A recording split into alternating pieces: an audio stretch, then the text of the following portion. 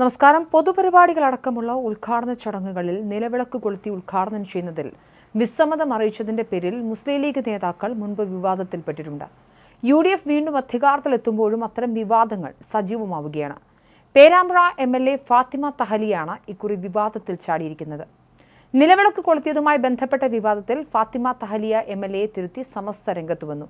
അനിസ്ലാമികമായ ആചാരങ്ങളും ഇതര മതസ്ഥരുടെ ആചാരങ്ങളും വർജിക്കണമെന്നും ഇസ്ലാം വിരുദ്ധ വിശ്വാസങ്ങൾ സമുദായത്തിന് പുറത്തേക്കുള്ള വഴിയാണെന്നും സമസ്ത വ്യക്തമാക്കി. സമസ്ത മുഷാവറ യോഗത്തിലാണ് നിലവിളക്ക് വിവാദം ചർച്ച ചെയ്തത്. പേരാമ്പ്രയിൽ ഒരു സ്വകാര്യ ചടങ്ങ് ഫാത്തിമ തഹലിയ MLA നിലവിളക്ക് കൊളുത്തി ഉദ്ഘാടനം ചെയ്തിരുന്നു. ഇതാണ് വിവാദത്തിന് വഴിവെച്ചത്. സാമൂഹിക മാധ്യമങ്ങളിൽ ഇത് ചർച്ച ചെയ്തതിന് പിന്നാലെയാണ് സമസ്ത തിരുത്തലുമായി രംഗത്തെത്തിയിരിക്കുന്നത്.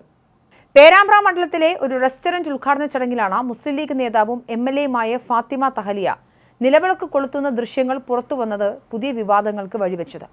കഴിഞ്ഞയാഴ്ച പുറത്തുവന്ന ദൃശ്യങ്ങൾ മുസ്ലിം ലീഗ് അണികൾക്കിടയിലും വിവിധ മതവേദികളിലും ഓൺലൈൻ കമ്മ്യൂണിറ്റികളിലും വലിയ രീതിയിലുള്ള ചർച്ചകൾക്ക് തുടക്കമിട്ടിരുന്നു. വിളക്ക് കൊളുത്തുന്നത് കേവലം ഒരു സാംസ്കാരിക ആചാരം മാത്രമാണെന്നൊരു വിഭാഗം വാദിക്കുമ്പോൾ മതപരമായ പ്രതീകങ്ങളുള്ള ഇത്തരം ചടങ്ങുകളിൽ ഒരു മുസ്ലിം ജനപ്രതിനിധി പങ്കെടുക്കാമോ എന്നാണ് മറുവിഭാഗം ചോദിക്കുന്നത്. ഫാത്തിമ തഹലിയെ വിമർശിച്ചുകൊണ്ട് പ്രമുഖ ഇസ്ലാമിക പണ്ഡിതൻ ഹുസൈൻ സലഫിയും വിസ്ഡം ഇസ്ലാമിക് ഓർഗനൈസേഷൻ സംസ്ഥാന ജനറൽ സെക്രട്ടറി TK അഷ്റഫും രംഗത്തെത്തിയിരുന്നു. തെരഞ്ഞെടുപ്പ് വിജയങ്ങൾക്കും രാഷ്ട്രീയ സ്വീകാര്യതയ്ക്കുമായി ക്ഷേത്രങ്ങളിലും പള്ളികളിലും മറ്റ് സമുദായങ്ങളുടെ പരിപാടികളിലും സാന്നിധ്യം അറിയിക്കാൻ മുസ്ലിം രാഷ്ട്രീയ നേതാക്കൾ വലിയ സമ്മർദ്ദം നേരിടുന്നുണ്ടെന്നും TK അഷ്റഫ് ചൂണ്ടിക്കാണിച്ചു.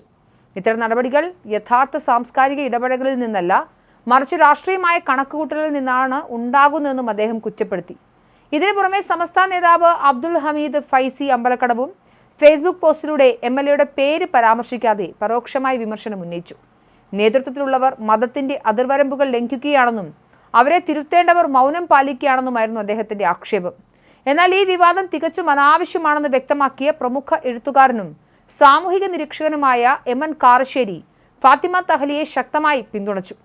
കേരളത്തിന് പണ്ടുമുതലേ സാംസ്കാരികമായ ഒത്തുചേരലിന്റെ വലിയൊരു പാരമ്പര്യമുണ്ടെന്നും മുൻകാലങ്ങളിൽ മുസ്ലിം ഭവനങ്ങൾ ഉൾപ്പെടെയുള്ള ഇടങ്ങളിൽ വിളക്കുകൾ ചരിത്രപരമായി ഉപയോഗിച്ചിരുന്നുവെന്നും അദ്ദേഹം ഓർമ്മിപ്പിച്ചു.